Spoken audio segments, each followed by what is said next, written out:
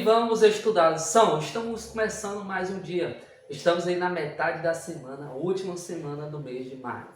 Quarta-feira, dia 27 de maio, é dia de estudarmos nossos extras. De estudarmos primeiramente os versos adicionais e depois aprendermos o assunto de hoje.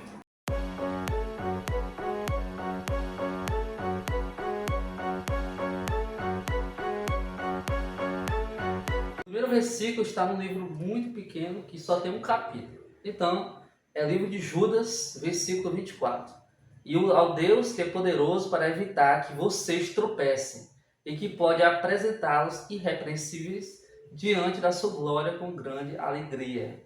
Esse é o nosso grande Deus que podemos colocar todas as nossas forças nele e confiar bastante. E os outros dois versos, duas passagens, 1 Tessalonicenses, capítulo 5, versículo 16 a 20. Estejam sempre alegres, orem sem cessar, em tudo deem graças, porque esta é a vontade de Deus para vocês em Cristo Jesus. E agora os versos 23 e 24. O mesmo Deus da paz os santifique em tudo, e que o Espírito, a alma e o corpo de vocês sejam conservados íntegros e irrepreensíveis na vinda de nosso Senhor Jesus Cristo. Fiel é aquele que o chama, o qual também o fará.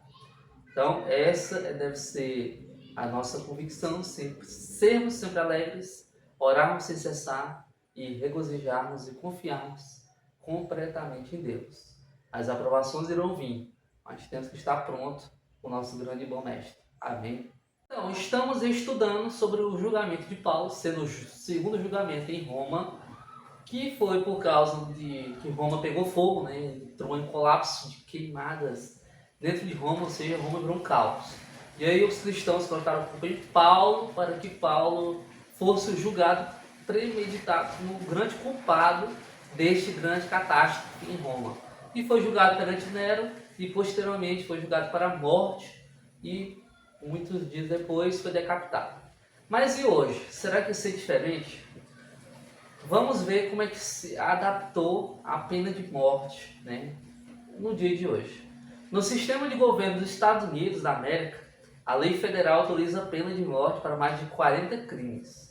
Ou seja, tem mais de 40 crimes que a pena desses crimes é a morte. Aí pode ser dito a traição, assassinato premeditado, assassinato relacionado a sequestro de avião, tráfico de drogas e violação dos direitos civis. A maioria dos estados lá, né, adquire e respeita essas leis que executam os cidadãos que são os criminosos, que fizeram esses atos criminosos, né, por pura justiça declarada no sistema, né, julgatório. E a maioria dos estados adota a injeção, né, como forma de matar a pessoa, ou seja, uma morte que não é tão dolorido como decapitar, né? Injeção. Mas também pode incluir gás letal ou eletrocução, que é muito terrível, né? Eletrocução, como exemplo, é terrivelmente horrível só de pensar. Você passando minutos recebendo grandes cargas de energia antes de sua morte. Agora imagina só, essas pessoas, né, que nós adaptamos como sendo justo sofrer a pena de morte dessa maneira, achamos certo, praticamente. Apesar de acharmos muito errado, pois cada um temos um livre-arbítrio, né? A chance de escolha. Não é que você está nesse momento agora que você não tem salvação. Você tem. Mas isso é papo de outra história. Agora imagine só, sendo essas pessoas consideradas criminosas com os cristãos de antigamente. Os cristãos eram criminosos por estarem fazendo o correto. Essas pessoas fazem errado e são julgados de maneira certa, segundo a lei. E as pessoas cristãs, como Paulo, faziam o que era correto, mas para a lei fazia errado. E aí foi promulgado morte, como para Paulo. Lembramos também de Estevão, que foi apedrejado.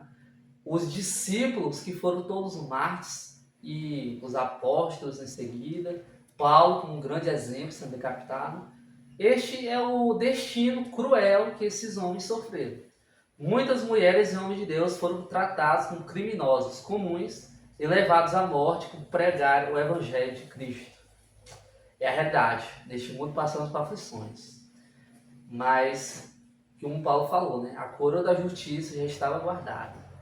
Terminei a carreira, guardei a minha fé e combati o bom combate. Esse deve ser nosso pensamento. Vamos sofrer? Com certeza, né? Talvez nós vamos sofrer na maneira que os apóstolos, discípulos, Jesus, todo o Velho Testamento sofreu. Mas de uma forma ou outra, nós que somos separados, seremos julgados por esse mundo caído. E para finalizarmos, pegue sua Bíblia e vamos abrir em Apocalipse 20, versículo 4. Esta é uma visão de São João sobre os 1000 anos. Versículo 4. Vi também tronos, e estes sentados de saqueiros, aos quais foram dada autoridade para julgar.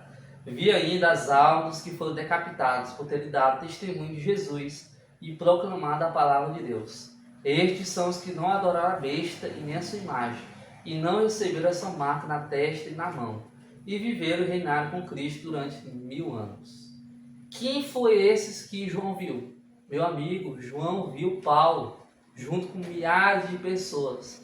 Aqui fala decapitado, mas todas as outras mortes terríveis que eles sofreram por serem mártires cristãos. Mas estavam lá, em Nova Jerusalém. Enquanto os que julgaram, muito provavelmente a maioria, podemos notar, não estarão lá. Estarão queimando no fogo de lago do enxofre. Então, será que vale a pena você seguir a Deus e não seguir o mundo? Seguir os princípios divinos e não seguir as leis, regras, regimentos deste mundo? Vale a pena ou não vale? Ore comigo. Senhor, mais um dia estamos finalizando o assunto. Obrigado, Senhor, por sermos separados. Nós cristãos sermos separados desse mundo. Muito obrigado pela mensagem do Evangelho e que venhamos seguir uma cana celestial. Não importando que o mundo tenha a nos desejar, pois o mundo só quer nos derrubar. Em nome do Senhor Jesus. Amém.